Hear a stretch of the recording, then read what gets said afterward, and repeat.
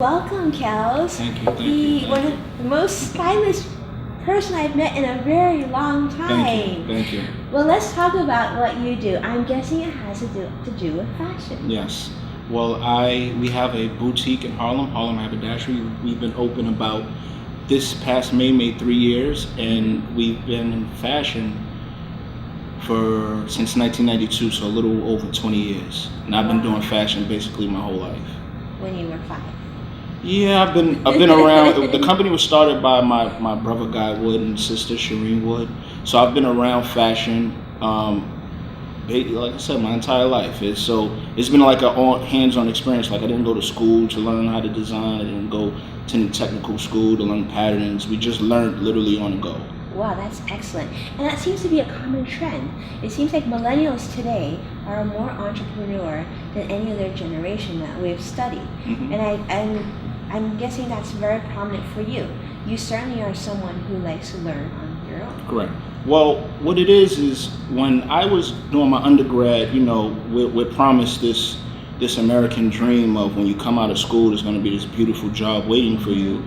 Then what happens is when you come out, reality hits, and you got about 6 months to a year to start paying student loans, so you got to figure out the world very fast. When I was doing my undergrad, I realized that I would have to make my own way, so I decided to just stay straight and go into my master's. And doing a master's, and just college period, you learn more about yourself, more so than the textbook knowledge, because it's either you get it or you don't. Like, you can't teach someone how to learn. Mm-hmm. They have to really want to learn, and that's what they forget to tell you when they say the dream of college. Most college just isn't for everyone. Luckily, when I went to school, I learned a lot about myself, and I learned a lot about business and how to deal with different personalities. And so you do have to have an entrepreneurial spirit as a millennial, because this is a change in time. So It's like we got to make our own way, and it's definitely enough opportunity to make your own way, but it's getting very hard because it's like an oversaturation of a lot of things. That's so true. I mean, we found in our study that millennials love to be entrepreneurs. Correct. They want to work for themselves. You've seen Mark Zuckerberg, you've seen Kells, you see these success stories, and they want to be you. And so, but it's a difficult thing because, like you said, there's a lot of oversaturation. Everyone's working so hard to compete for that. Mm-hmm. So in your case, we talked about it really briefly before we started this interview. You were even able to buy your own home, which I know is a dream for a lot of millennials. Mm-hmm. So what would you say were some of the things that went right for you? Well, I think what went right for us is that we had a product that not many other people were selling. We design, we style, we make patterns. We've even gone on to doing manufacturing for other small designers. So it's like we become a fashion house with a multi-level fashion house.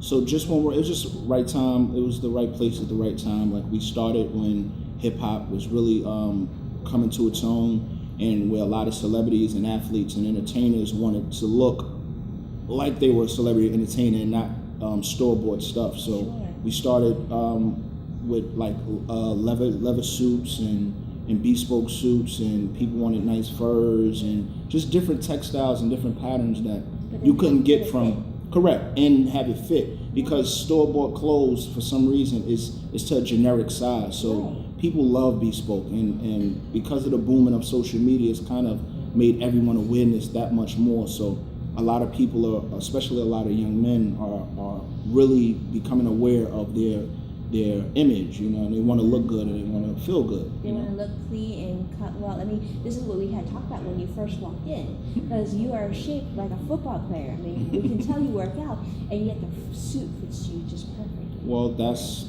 the power of bespoke is it fits to your body, and you'd be surprised how good you feel about yourself when you look good. Like, And we all know when we got that perfect outfit for an event or to go somewhere, you feel really good. And other times where you just threw something on, you're like, oh, I'm just hanging out for the day. But when you have a really good outfit on, it makes you feel good about yourself. You feel good about yourself, you do good. So. Right, exactly. That's definitely true. So let's talk about what's next for you. Well, what's next is, as always, we do a lot of community work. In Harlem, we have an organization called Take Care of Harlem that has now developed and blossomed to all over the city. We have Take Care of the Bronx, Take Care of Brooklyn, Take Care of Queens we're about to launch. And what that is basically the community taking care of the community.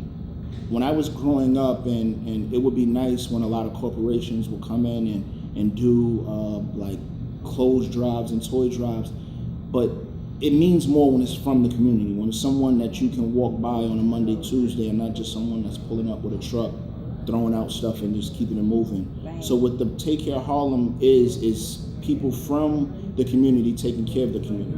Now we do have corporate and local business sponsorship, but the agreement is to always let Take Care of Harlem be the focal point and not like presented by or sponsored by. It's Take Care of Harlem presents whatever we're doing. We do coat drives, we do toy drive, we feed the homeless, which has been one of our biggest programs because a lot of people sees the growing problem in Harlem. We speak to kids, we do motivational classes, we educate every day on fashion, how to tie a tie, how to tie a bow tie. That's such an important skill. Yes. I have 3 sons, and Oh wow! I'm What are their ages?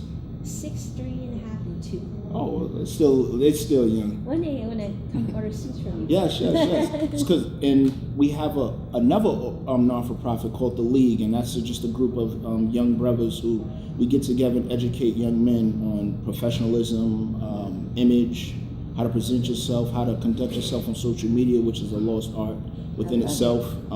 It is. You'd be surprised what a lot of people just don't know, like especially a lot of men. But social media has paved way, and if you use it right, it is really powerful. Yes, I mean your Instagram is incredible. Thank you. I mean, if you want to see how great his clothes look, you need to subscribe to his Instagram. I tell people I'm my own marketing, so that's what we don't like believing in paying in marketing, because marketing is whoever we make the clothes for.